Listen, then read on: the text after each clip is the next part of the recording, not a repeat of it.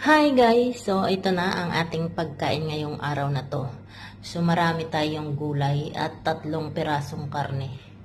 So, meron tayong mais, may potato, may beans, at saka Chinese cabbage at pichay.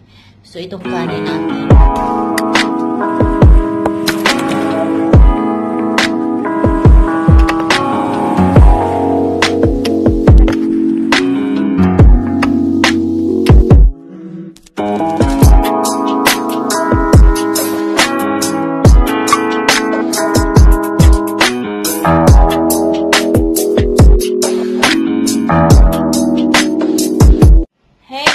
Good morning and welcome back sa ating channel. So, sa araw na to, magluluto tayo ng beef nilaga. So, meron tayo ditong patatas at itong ating Chinese cabbage.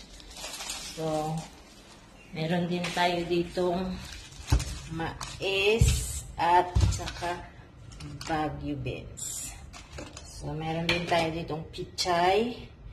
Saging na lang ang wala. So, okay lang yan kasi marami na to guys. So, ito ang ating isasaw guys. So, ito guys ang ating gulay. So, ito yung igigisa natin mamaya to sa karne. Hindi ko lang sure kung anong ano natin dito. So, sahugan natin yan ng karne mamaya. Kahit konti lang. So, ito, balatan natin to para ano na natin, mailaga ang karne. Ito yung karne natin guys. Beef chunks, ay beef cubes to siya. I-ano lang natin, ihiwa-hiwaon. Kasi, alam niyo, mahal dito yung buto-buto. So, yun guys, tara tulungan niyo ako dito. So, ang una natin gawin guys, hiwain natin itong mga gulay. Ito, nahiwa ko na ang ating pichay. Hatiin ko lang to kasi medyo marami guys. Medyo marami siya, diba? So, hatiin lang natin to.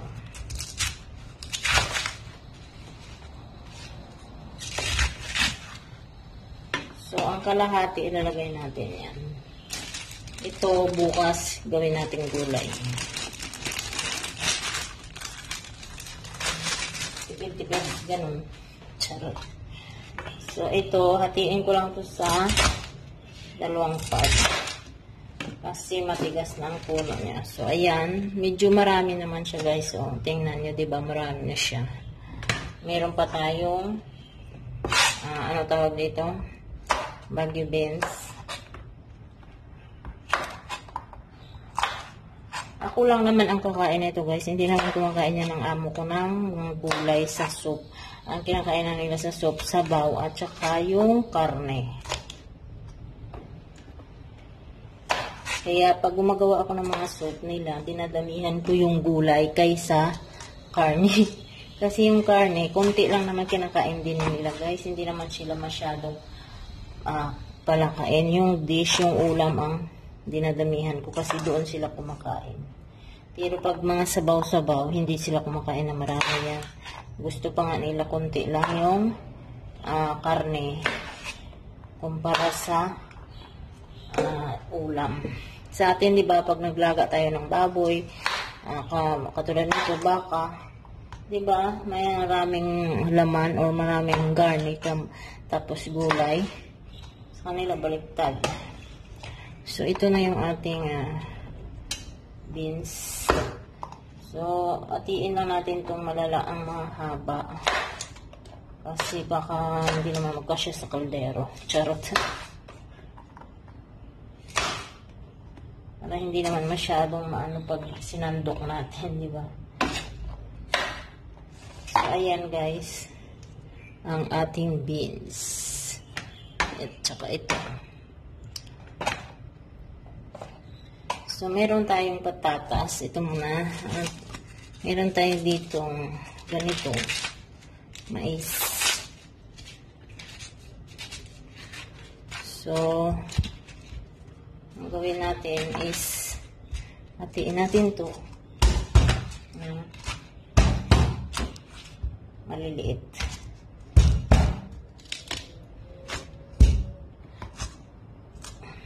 Naku.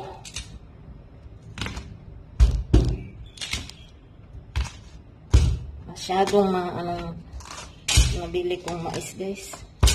Bata pa. Okay lang yan. Hindi ko pwede, guys, ihampas todo yung kutsilyo.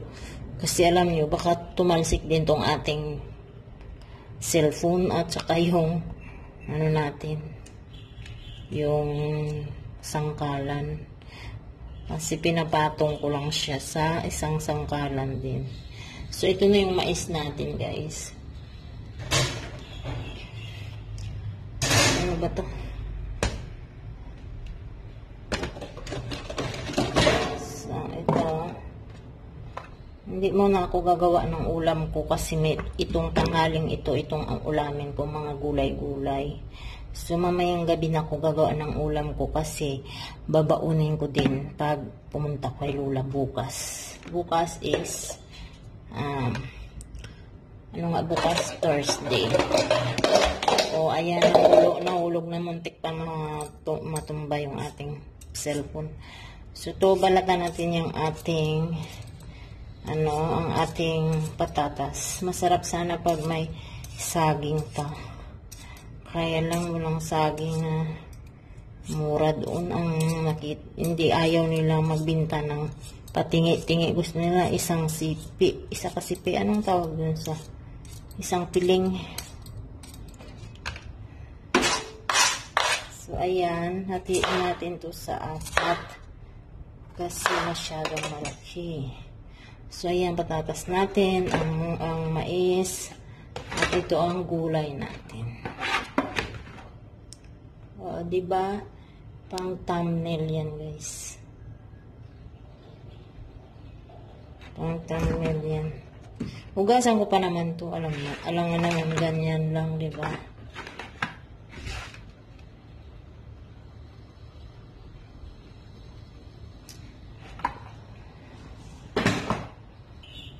So, ito ang ating ilalagay, guys. Pang-igisa natin to. Igisa lang natin, guys, yung beef. Kasi, parang, dito yung beef, parang walang lasa. Hindi katulad sa atin, ilaga mo lang, lumalabas ng lasa. Dito, parang walang lasa. So, igisa natin para wala. Masarap pa sana pag chunk.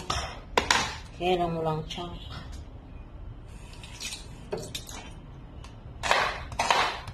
So, ayan. Ayan, nahugasan na natin tong ating sili. At ayan. So, igigisa natin ang ating gulay. Ay, hugasan muna natin gulay. Ayan, hugasan na natin to, guys, ang ating mga isasahog na gulay.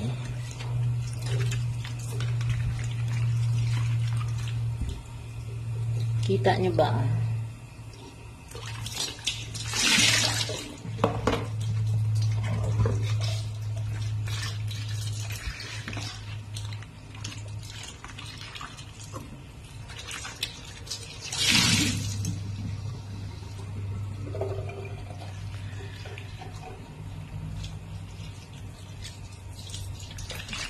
So, babad lang natin ito, guys, yung ating patatas kasi mamaya baka mangitim ito. Ibabad lang natin dito sa tubig. Malinis naman siya. Tanggalin natin ulit kasi. Babad lang natin siya kasi nangingitim yung patatas pag hindi nakababad sa tubig. And then, ito, hugasan natin ito.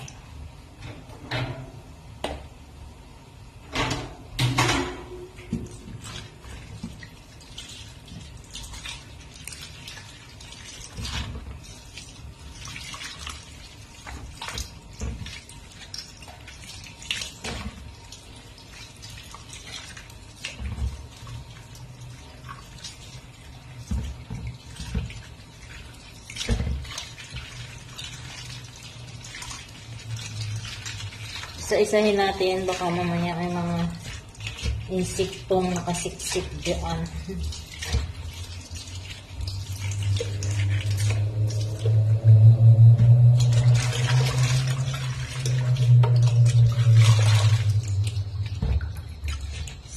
madumi. Madumi siya.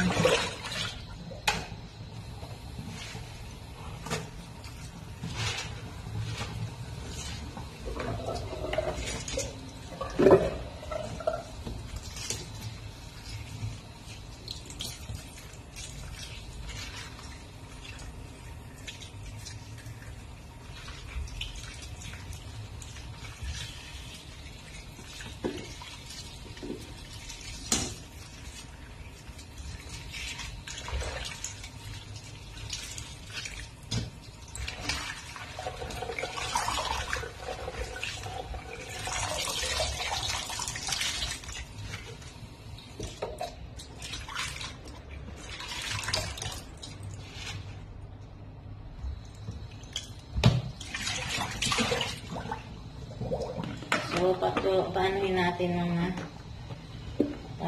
tuluon.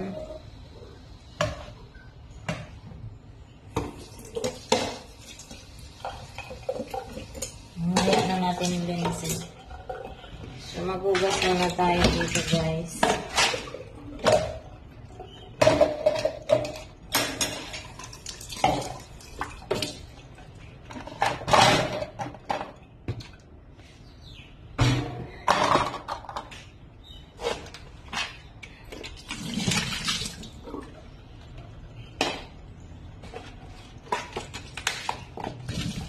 Iwasan muna natin itong ating pinagamitan kanina para hindi masikip.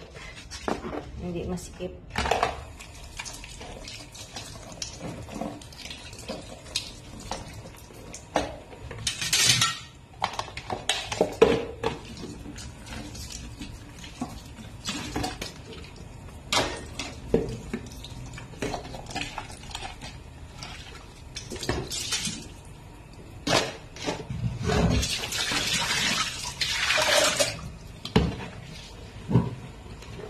Nag-blender kasi ako ng apple juice, celery at carrots para may mainom na naman tayo.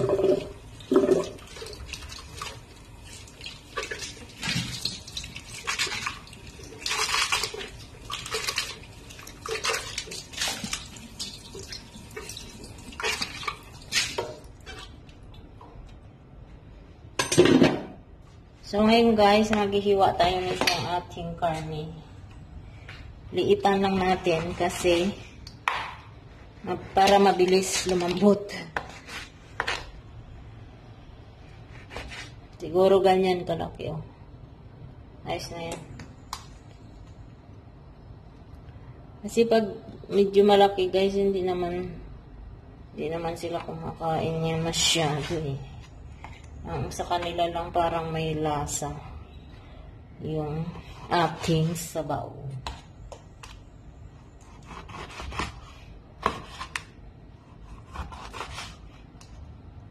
Yan, medyo marami-rami rin siya, diba? So, ayun guys, nagpainit na tayo ng mantika. So, lalagay na natin itong ating seeds.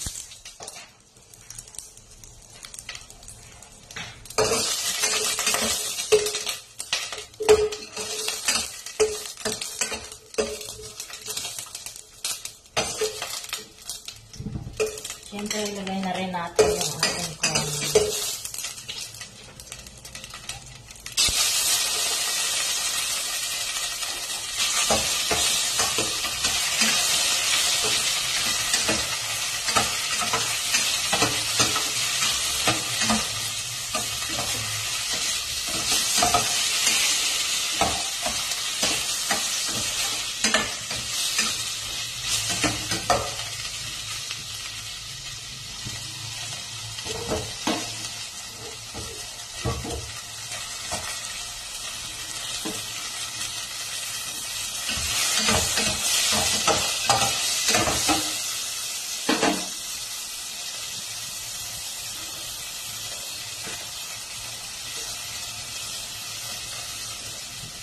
Lagyan na natin ng pampalasa guys.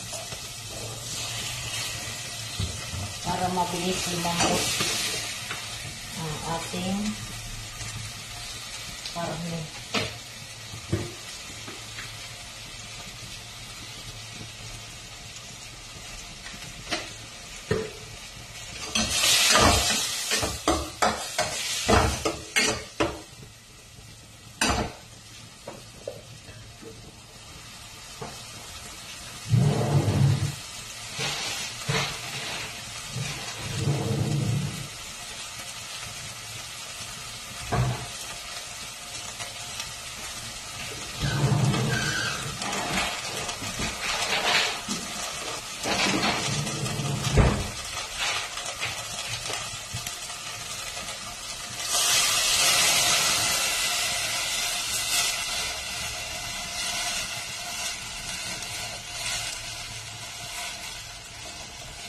Lagyan natin tubig na 1 litro. Kuluan natin ng mga 1.5 oras. Siguro mga 1 hour guys, luto na yan. Maliit lang naman ang karne natin. So, lagyan natin ito ng peppercorn. Ano ang tawag dito? Black pepper. Black pepper seeds.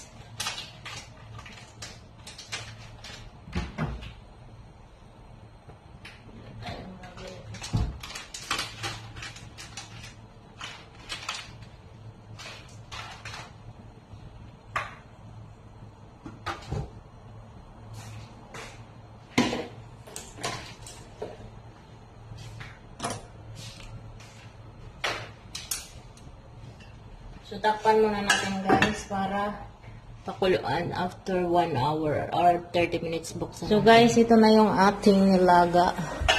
So, lalagay na natin ang ating patatas. Nailagay ko na yung ating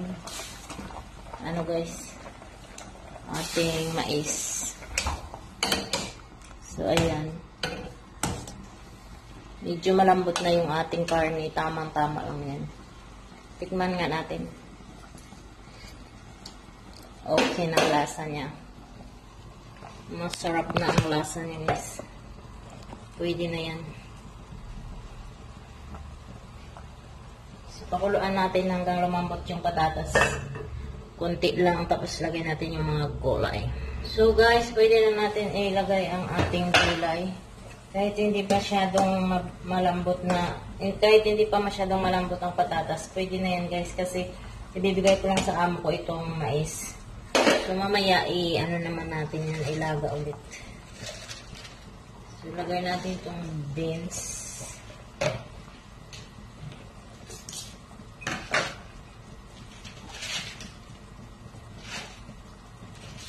Para makapagpananghalian na kami. Nagugutom na ako kasi.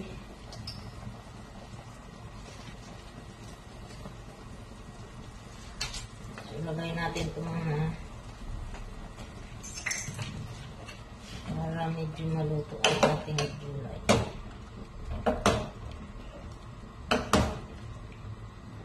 Takpan natin ulit. Kuluan ng ilang minuto. Pwede na natin guys ilagay ang ating mga gulay. Napagkadami-daming gulay.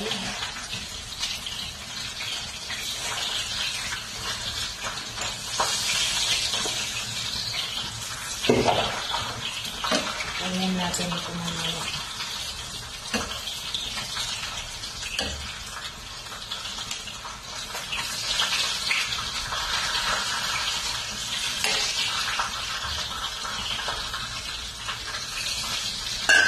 Muna natin guys para maano yung gulay. So ito na guys yung ating gulay. Ayan, luto na siya guys.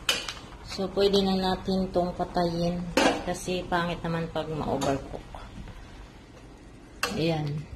So kukuha na ako ng pagkain para sa amo ko guys. Ito na guys yung pagkain ng ating amo. So ibibigay na natin to sa kanya kasi kakain na siya. So ayan na yung ating soup. O, diba? Sabi ko sa inyo, mais lang nilagay ko at saka konting karne at sabaw. Okay na yan sa kanya. So, ayan, may gulay naman siya kasi, At saka itong isdang pinirito, paborito niya yan. At meron tayong sausayan para sa kanya at syempre yung tea niya at kanin. So, paano guys? Hanggang dito na lang muli ang ating video. Maraming salamat. Hanggang sa muli. Huwag pong kaligtaan i-subscribe ang ating channel, Ketalans Vlog. Follow niyo na rin ako sa Facebook page ko, Ketalans Vlog din. So, yun lang. Maraming salamat. Hanggang sa muli. Paalam.